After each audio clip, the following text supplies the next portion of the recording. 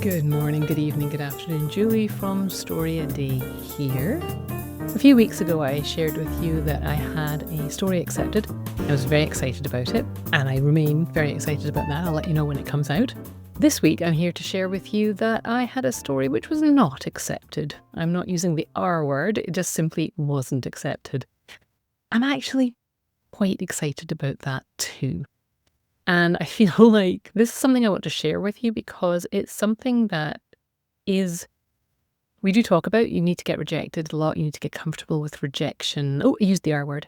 Anyway, but the point that I want to make is that I was introduced to this concept by some other writers of celebrate sending things out, celebrate things coming home, not having found their place yet, because it means that you are both writing and sending stuff out into the world. Now, there's no need for you to send stuff out into the world if that's not what you want to be doing. But if that is something that you want to be doing, then getting little stories that go out and come home again is a real reminder that you actually did the thing. So one of the reasons I was so happy about this story coming home was I saw a call. It was a themed call. I wrote a flash fiction piece for it. I sent it in. I made it to the deadline. And that made me happy because quite often when I see things like that, I troll the archives and I find something that I've already started and I try and write that or tweak that to the call. And sometimes I'm not writing enough new stuff. And the fact that I wrote a story for this call and got it done, even though I got stuck, felt really good to me. Part of the process of writing that story was not just remembering what a flash fiction story is and how to do all of that, but I had this idea, and in noodling on the idea, it didn't come quickly. It didn't come immediately. I had a vague idea and I couldn't figure out how to make it work. So I had to go and do some research into a field in which I am not an expert. And luckily I know some experts, so I did my research in that field and I read some stuff and then I ran it by some people who knew more about it than me and said, is this at all plausible? They were like, yeah, close enough. But in the process of doing that, I learned some stuff that was really fascinating to me. And that's one of the reasons I enjoy writing, is because I enjoy researching. I enjoy finding out new things. I enjoy going, what if? And what if these two things mashed together? And what if this happened? And I got to do that. And when it got hard, I didn't stop and I kept going. And I was really proud of myself for that. It's what we aspire to. It's what people out there who aren't writers think comes easily to us. I think that's the part that quite often doesn't come easily to us, is the bit where it gets hard. We somehow feel like because we like writing and want to be writers that this should all be easy, and it's not. So in the process of pushing through the place where I was stuck in this flash fiction story, 1,000 words, I reminded myself that there's a huge satisfaction in pushing through when things are tough. And I found myself in the couple of weeks since that story was finished, pulling out the novel that I was stuck on and writing around the problem place where I couldn't figure out how to get through it.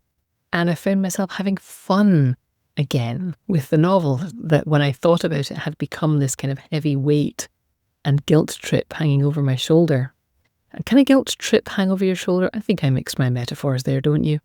Anyway, the point is that by working on this tiny little story, I reminded myself that I can solve problems. I can go and research if I need to. I can keep writing until I find the actual solution I'm looking for. But it doesn't have to be finished all in one go. It's one of the things I think I used to really love short stories, and I think a lot of people come to short stories because you can finish them in one sitting. Sometimes you can get a first draft out in one sitting, and it's a real journey to learn that A, you don't have to do that, and B, sometimes that's not how it's going to become the best story. That was one of the things that I was thinking about as this story popped back into my inbox with the no thanks on it. I had shown it to a few people and some of them had pointed out a fairly sizable flaw with it in terms of my desire to get it published. Because I started thinking, even if it doesn't get accepted, maybe I can submit it somewhere else. And someone pointed out that one of the features of my story is a little bit of a trope, a little bit of a cliche. And so that it derailed my plans to maybe send it out again until I've had a chance to think about that. But I think actually I enjoyed writing the story. Some people I showed it to enjoyed reading it. I think I'm just going to adjust my expectations for this little story. And maybe it becomes something that I slide into a collection, or that I send to people as a freebie, or that I just show to people who I think will enjoy it, or that I just treat as something which taught me a valuable lesson. I can do research. I can work my way through a problem. I can rekindle my enjoyment of the writing process by occasionally doing something that's a little bit hard. And I can send things out, have them not accepted, and shrug it off. It's okay. It's okay that it wasn't accepted. Lots of people submitted to that call. One was chosen. Wasn't mine. That's okay. Doesn't mean I'm not a good writer. And to say these things is one thing. To live them is a completely different experience. And I'm very glad that I went through that this week. I don't feel that the time was wasted. I don't feel that the story was a loser. I don't feel that there's nobody in the world who would enjoy this story. I'm going to tell you, I tried to watch a new show this week, Down Cemetery Road with Emma Thompson. I love Emma Thompson. I love detective stories. And this one just wasn't for me. And I discovered it's from the same people who make Slow Horses, which everyone in the world except for me seems to love. Didn't like it. Can't watch it. Doesn't light my fire at all, even though I admire the actors. Everyone else seems to be having a great time with it, and that's okay. And I feel like that's what this little story is like. It's not for everyone, and that's fine. My writing isn't for everyone, and that's fine. And these are things that you can tell yourself academically, but you have to be in the game to actually experience them and integrate them with your experience of life. So that was my little story there. The other thing that happened this week along the same lines was that I go and work out once a week down the street there. And I always have to report it. How's your week been? How are you feeling? And quite often there's my back hurts. Have you been doing your exercises at home? No. And how's your food? I'm a little up in weight and it's pressing on your back. Yeah, I know. And did you get up from your desk? No. And this week I was able to go and honestly say, no, the food was good this week. I did actually get up from my desk and do my warm-up exercises, my stretching and my rolling and all the things you've been telling me to do. Not like super religiously, not like 5 times a day or anything, but I did some of those things and I actually felt good and we had a good workout today. And when I came home, I mentioned this to my husband and I said, yeah, it was nice to just feel like I'm on the right track. And he went, yeah, to not be making excuses. And I thought, oh, yeah, it did.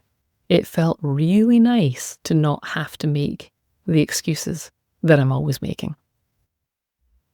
And I started thinking about that in terms of our writing, because a lot of the conversations I hear around writing are, I wish I could write more. I wish I was writing more. I wish I had time to write. Oh, it's all right for you. All these reasons why we're not writing. And I think there's a difference between a reason and an excuse.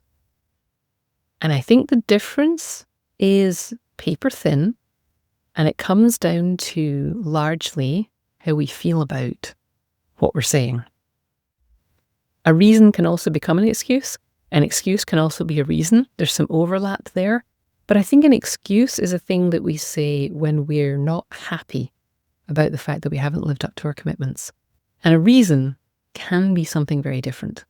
First week of September of this year, I had a reason for not writing. I went to a wedding, I visited family, I had a great time, and I wrote nothing. And that was okay because I had a reason for writing nothing that week, and it was built into my plan. I knew I was going to write nothing that week. The reason was travel, fun, fellowship. An excuse is more, I didn't write this week because I was tired and I really wanted to watch that TV show and I decided at the last minute to go to this event that I really didn't enjoy anyway, and I knew I wouldn't, but I went because I felt like I had to. And you see how there's a difference between the reason I didn't write first week of September and the excuse week where it's just, oh, I didn't quite get to it. So I think It's nice to not be making excuses. This week's been a good week for me. My food's been good. My exercise has been good. I've been writing, and it feels really nice, not just to have done all those things and to reap the benefits. I have a new story. I have a new chapter. My back isn't hurting. I feel like maybe my clothes are fitting a little bit better. Probably my imagination. But there are positive results that come from doing the right thing. But it's hard to do the right thing. And sometimes it's nice to know that we can push ourselves over the line. It's hard to get started. It's hard to do that hard thing. It's hard to get up from your desk and do the exercises. It's hard to sit down at your desk and start your story. It's hard to keep writing when the story is hard and stuck and bamboozling you, or when you're tired, or whatever it is that's getting in your way, or when people want you, but you're like, no, I need half an hour to myself. It's hard to do the right thing. And there's a benefit to having done the right thing. But one of the unexpected benefits, which I think we hit on today, was it's also really nice to not have to make an excuse for why you didn't do the right thing. It's really nice not to be making excuses for past me. This won't last forever. I'll be back. Old me will be back, making excuses, getting in my own way, all of those things. But I'm going to really try and remember how nice it feels not to have had to make any excuses for why I wasn't doing the things that I know I should be doing this week. There are times when there are reasons you're not doing the things that you want to do. And sometimes we just have to live with that. But you can tell when it's ticked over into excuse territory, can't you? I'd rather not be doing that. How about you? Anyway, that's what I have for you this week. Really just a reflection on how happy I am that I managed to get myself to do some of the things that I want to be doing, and how nice it feels not to be making excuses for not having done them. And I hope that's going to encourage you to take a little something that you don't want to do this week and maybe just do it. Maybe just start it. Maybe figure out what's the smallest step I can take towards starting this thing. And then spend a minute thinking when you're done, how did that feel? What would happen if every day was like this? It's not going to be, but what would it feel like if every day was a day when you did the difficult thing and you got the reward of having done the difficult thing? Maybe you can do it 2 days a week, the week after that. We're living this writer life. It's not a sprint. We're trying to find ways to integrate writing into our lives because it makes us happier, it makes us better people, it makes all the other nonsense feel a little bit easier when we spend a bit of time playing with words. I'm going to encourage you, even in this busy season, be conscious about what you're doing. If you are going to take this next couple of weeks as a reason to step away from your writing and plunge yourself into family and friends and festivity and all of those things, then great. It's a good reason. Go for it. If you're letting things slide and you're making excuses, decide that you're going to prioritize your writing at least for half an hour once a week in this next couple of weeks, and just tell people, I'm going to go and do my thing for half an hour. You'll survive without me. Awesome. Enjoy. I'll be back. And let me know how it goes. Keep writing. Here's a writing prompt for you this week. While you are in the midst of the holiday season, it's not a bad time to think about writing some notes for your next winter holiday or end of year holiday story. You're not obviously going to start submitting this right after the holidays. Publications have quite a long lead time though, so it's not a bad idea to have a story ready to go in March when you start seeing publications saying, you got anything for the holidays? Could be Christmas, Thanksgiving, Hanukkah, Samhain, Diwali, Hagmanay, Kwanzaa, whatever it is that you're celebrating at this time of year. This is a great time to write a story about that stuff because you're immersed in it. And you can take all the little frustrations, all the joys, and you can plunge them into a story. So your prompt, write a story that is tied to a holiday that takes place in November, December, January, or February. And your tips are to evoke the sights, smells, sounds, tastes, and emotions that you associate with that holiday. Put on some holiday music that is associated with that holiday for you to get you in the mood. And try and go beyond the obvious idea for stories associated with your chosen holiday. No saccharine tales of redemption or bitter humbug retellings of the Christmas Carol. What else could you do with it? What could you mash that up with? How could you change it? How could you change the mood? I'm going to encourage you to make the characters stronger than the trappings of the holiday. Make sure that your characters are really well drawn. And consider writing the story for someone who has never participated in your particular holiday traditions. Show them what it's like to be you at your Christmas, Hogmanay, or Groundhog Day party.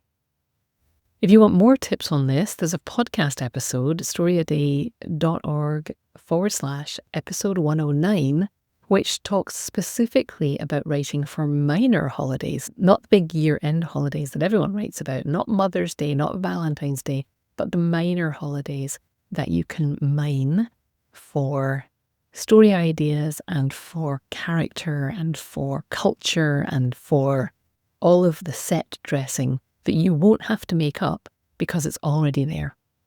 All right, that's your writing prompt for this week. Should you choose to play along, let me know how it goes.